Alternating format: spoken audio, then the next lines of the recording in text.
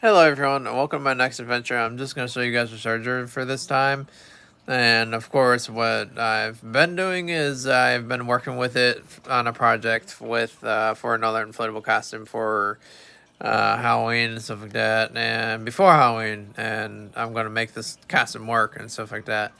And then I can join competitions and costume contests and see if it wins or something like that. It would be a very interesting one.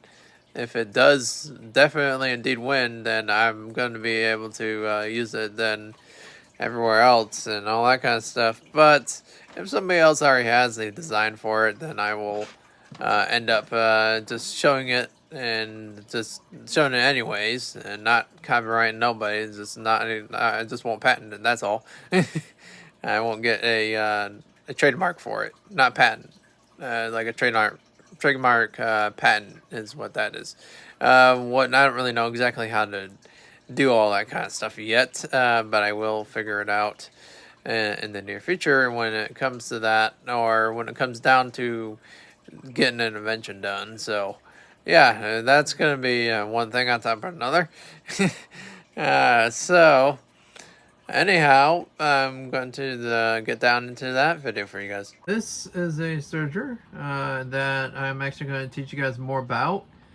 And, well, pretty much I'm going to show you guys how to use this thing. It's really quite easy and simple. Everything's all flat out forward right here. There's a lot of different other YouTube videos about this one as well.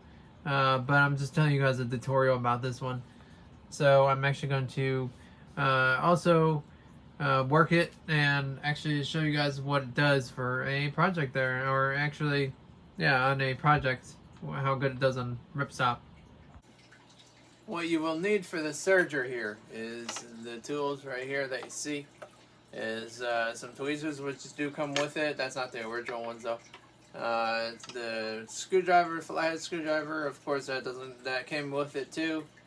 But this one is the original screwdriver, of course, and that one is the threader. It takes your thread, you put your thread through that needle looking thing, and it's kind of like a needle looking thing, but you put it through the needle, and then you actually thread your thread right through the looper part of this right here. So, and then you take it out, and then you pull it back, and from front to back, with this kind of machine, particularly right here, where you guys can see the needles right there, and then you guys can possibly see the thread over there too.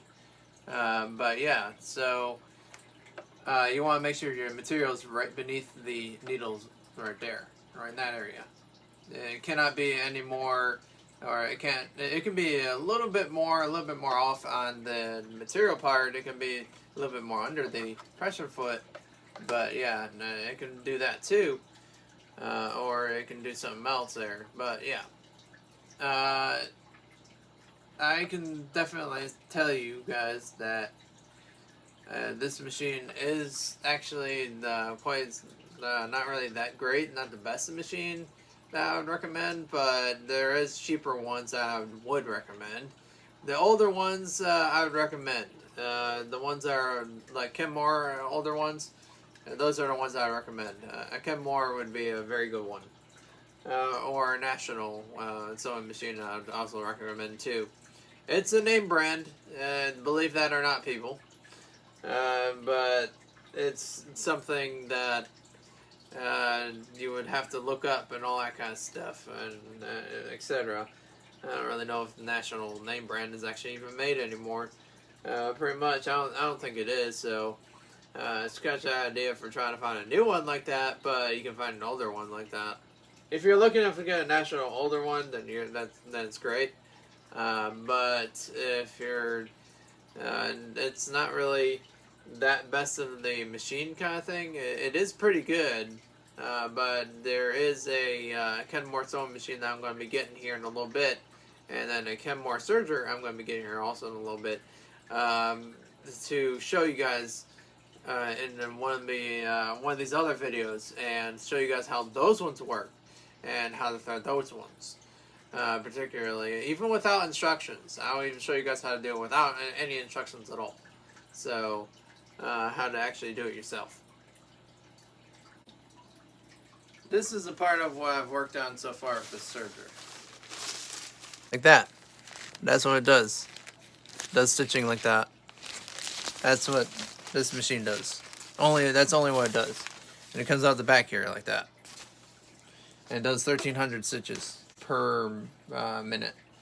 So that's actually not really what it does, though. It does a lot less than that. So as far as I'm aware of, yeah.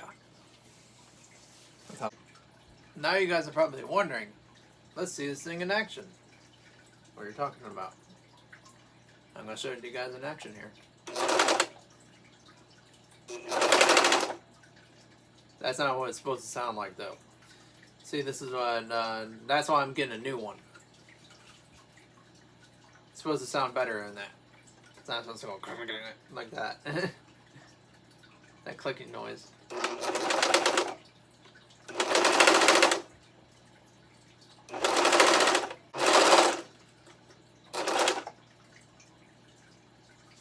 But anyways, that's what happens when you overuse this thing. If you definitely overuse it, then yeah, that's what's going to happen to you if you overuse it too much.